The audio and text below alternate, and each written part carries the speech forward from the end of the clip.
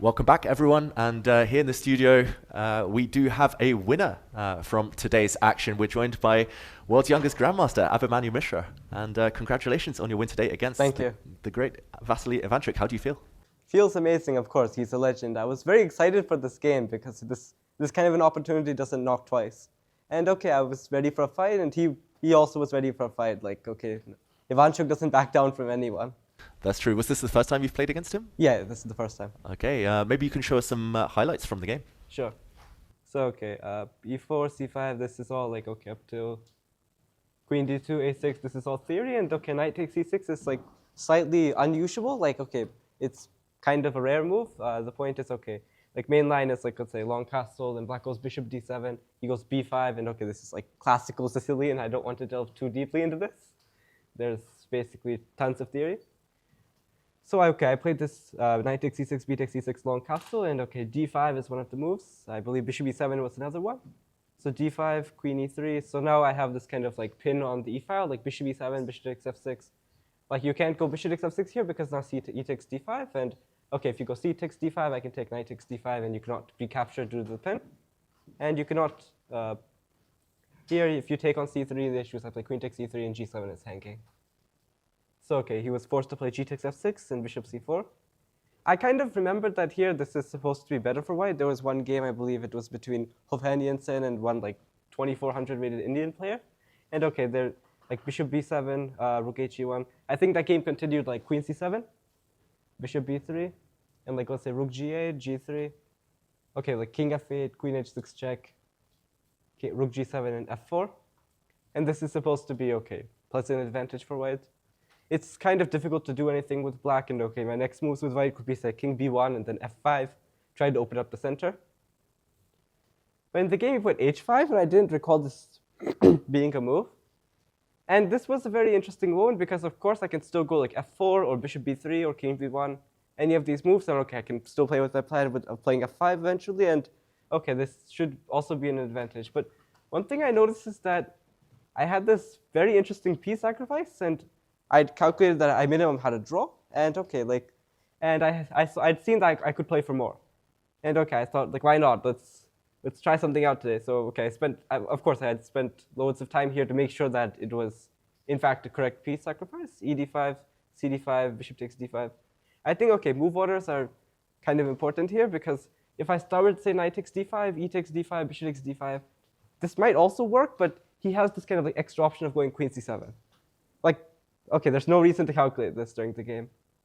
Like, okay, if you take with the bishop first, e takes d5, knight takes d5, he has to defend e7. The only way is bishop takes d5, rook takes d5. Now you get this position, queen c7 is forced. Now this is quite an interesting position because, okay, if you give black one move, he goes king f8, his position doesn't look so bad all of a sudden because, okay, as of now it looks like everything is under attack. Okay, e7 is pinned and so on, but once king f8 happens, he gets to consolidate his extra piece, and okay, then okay, white can get in danger as well. So I played this rook c5.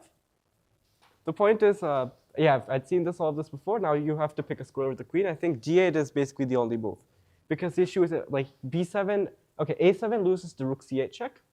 If king d7, queen takes a7, rook takes h8, I win a rook. If rook c8, queen a7, I win a queen. So okay, queen a7 doesn't work. Okay, the next move would be queen b7, but queen b7 fails to queen c3. And now, okay, you cannot stop rook c7. It's just pretty much lethal. So now you're left with these three moves on the d-file, d7, d8, and d6. This would be another interesting candidate move, queen d6. The point is, okay, queen c3, castle. I don't have, like, rook c7 doesn't threaten the queen anymore. But here, my idea is to go rook c6 to force the queen back. Now, rook c6, black could try to bail out in this endgame, but the issue is queen e5, I'll play queen d2. Now your queen doesn't really have a square because if you go queen b5, rook c7, you lose the bishop. And otherwise, okay, if you're going to go to b8, okay, this is a much worse version of what you got because okay, you don't really have an next move to, like even in the worst case, I could go rook takes f6.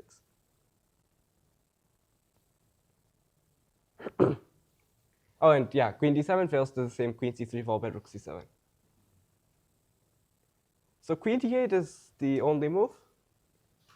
And now here I still have a big choice because the one thing I noticed was that, okay, I can go rook d5, rook c5 and make a draw here. Like I don't have any risk. But the question is, how do I break through? Like rook d1 is the most natural move. But the issue is here goes queen b8. And the position I would really want to get is somehow I can get a rook to c7. But I had been calculating variations here. It didn't look like it worked. Like here, I think rook c4 was some kind of an interesting attempt. But I think this failed to, maybe I think it was king f8, rook d7, and now the issue is just bishop d6. And he can put a bishop on e5, and all of a sudden, I'm not breaking through. Like the issue is, okay, my position looks fairly nice, but if I don't have a concrete win, then I could just simply be a piece down. How tempted were you to take the draw? Or Well, I spent a lot more time here because I noticed this idea of queen f3. Like, the good thing is I already have 2 pawns, and if I can win h5, even if I go into an endgame, like, okay, I shouldn't lose at least. Another idea I was calculating was queen c3. The same point is, okay, I want to put rook on c7. Okay, castle fails to queen g3 in mate, so king f8 is kind of the only move. And I wanted to go like rook d1 here. Now, the point is, if you go queen b8, rook c7, it becomes very difficult to stop rook d7, and I just start taking pawns. But I believe the issue with rook d1 is that here he goes bishop d6. It looks quite ridiculous that, okay, black is just pinning his own bishop, but I don't have a way to effectively use this, because if I go rook c d5, he gives check. And he can play queen e7, queen e6, bishop goes back to e5, and once bishop reaches e5, rook b8 all of a sudden becomes a threat. My king can also become weak. And after bishop d6, okay, g3 is way too slow, just queen e7. So based on all this, I kind of dropped queen c3, but okay, after like 10 minutes, I just repeated once, because one thing is, okay, I gain 1 minute on the clock, I get closer to move 40. This is always a good thing. It's a very professional approach. Thank you. And here I found this move queen f3. Now, queen f3 is a good move for a couple different reasons. One thing is my first start is rook takes h5.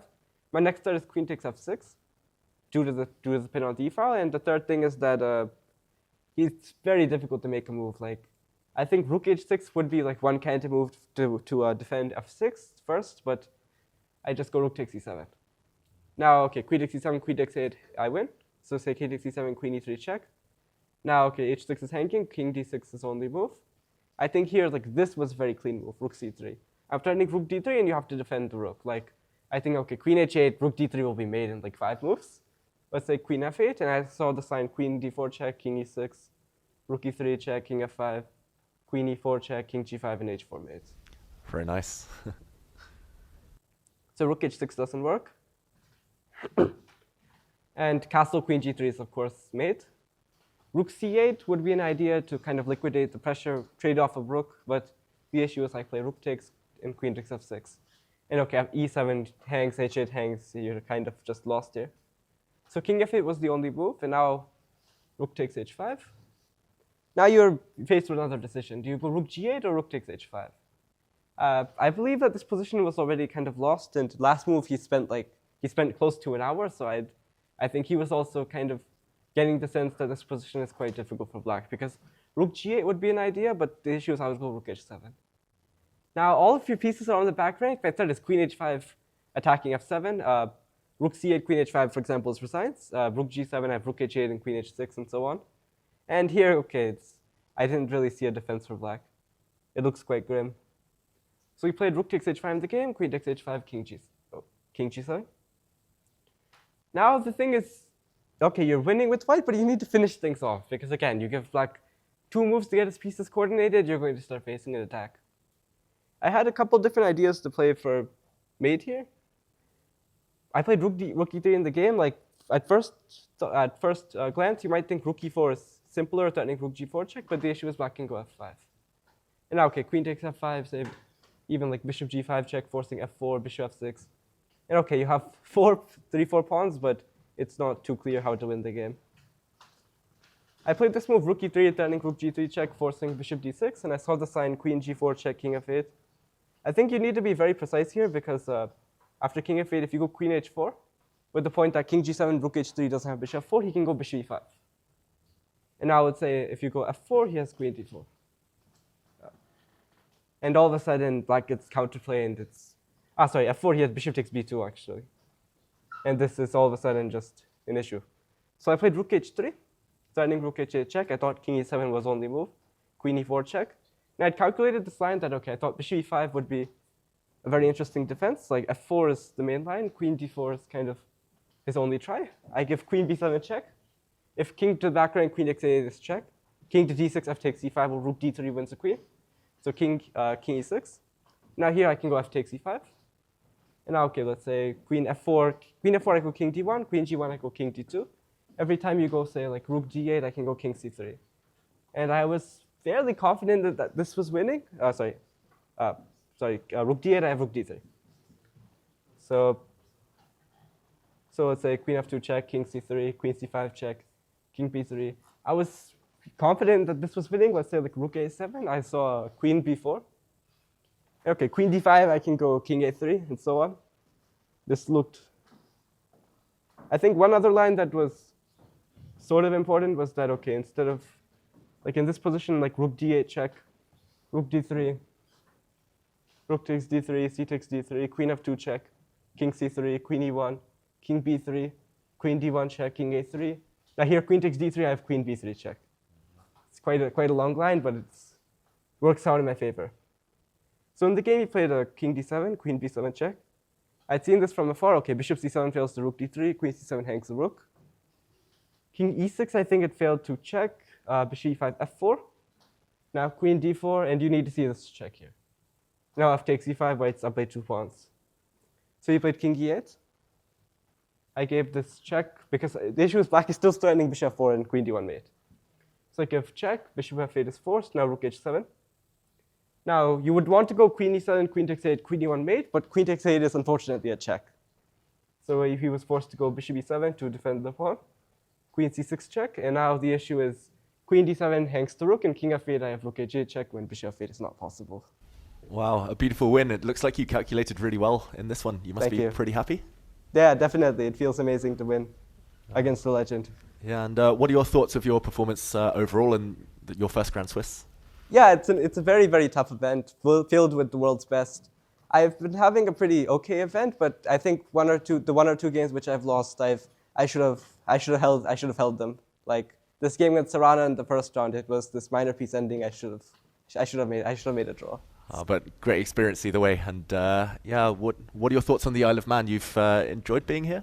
Yeah, I've enjoyed it. It's quite chilly outside though. Like I think I've caught a cold or something out here. It's a bit ridiculous.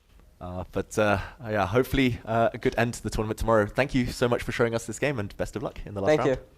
Thanks, Abhimanyu Mishra.